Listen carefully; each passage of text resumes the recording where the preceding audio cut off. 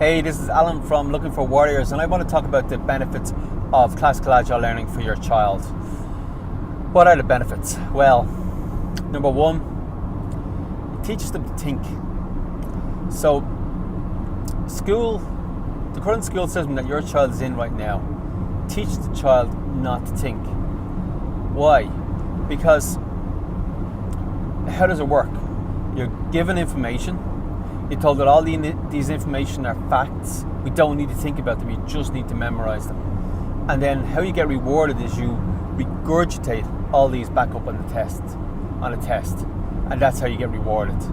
That's how the current school system works. You sit down, you sit in rows. It's based around the factory model, and it's based around building soldiers, people who are willing to walk into gunfire and be killed without questioning it because someone in authority told them to. That's what the current school system is built on. So you don't say, well, do you know what people think? When it was created in Prussia, which is basically East Germany. And they wanted to build soldiers. And they didn't want soldiers who thought for themselves. That was the last thing they wanted. Because if a soldier starts thinking for themselves, they might start thinking, well, like Muhammad Ali said, why would I go to Vietnam? I've no problem with no Vietnamese people. And he was dead right. Because he was thinking. He was thinking for himself. And how many knocks to the head had he got? And he was still able to think for himself. So I'll have to check out what Muhammad Ali's history of education is, but maybe he got out of the school system early enough to be still able to think for himself. And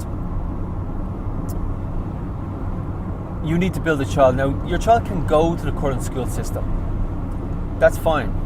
But what I'm suggesting, if you spend 20 minutes a week with them, you'll be able, because thinking for themselves is what's natural to them. So 20 minutes a week is all it'll take to undo all of the damage that the school system does to them and start them thinking for themselves. Why does it show them how to think for themselves? Number one, they choose. It's all about their choice. They choose what they do. They choose what they learn. Now, you give them options, but they choose what they do. They structure their time. And the whole classical bit is based on classical education, which is grammar, logic, and rhetoric. And the grammar part now is just finding facts, but you're telling them to find the facts. You're telling them to go and find the facts and bring them back.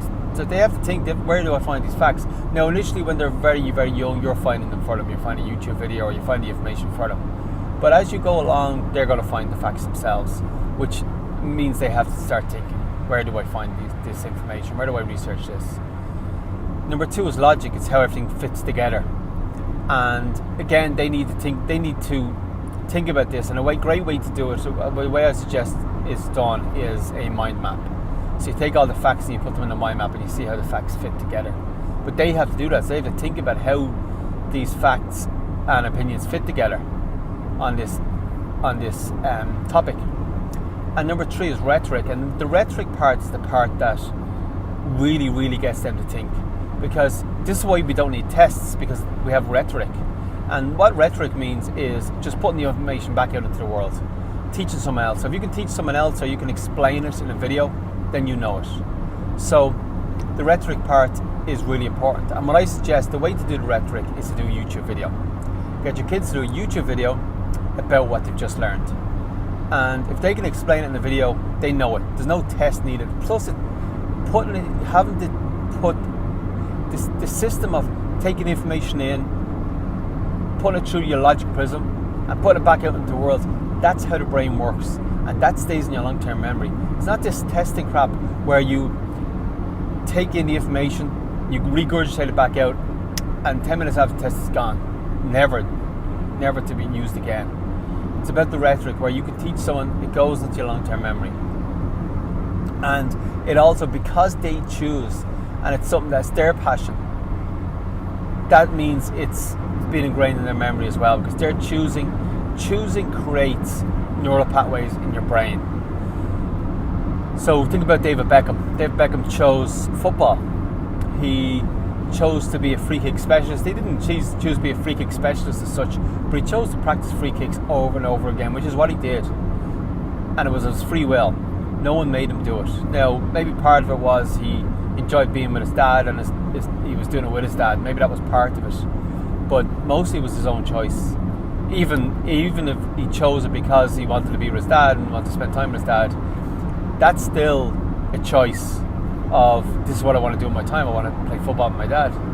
And so he became a free kick specialist, and his free kicks got ingrained in his memory. It wasn't like he regurgitated up how to do a perfect free kick onto a test, which he's going to forget 10 minutes later. He did it over and over again because he loved it. And it's about finding what you love. Classical agile learning is all about finding what you love. So that's the first benefit. I just want to do benefits to the child. And the first benefit is choice and no tests, and you're doing what you love. But choice, it's all about choice. So it's been Alan here from Looking for Warriors, and next video will have more benefits in it.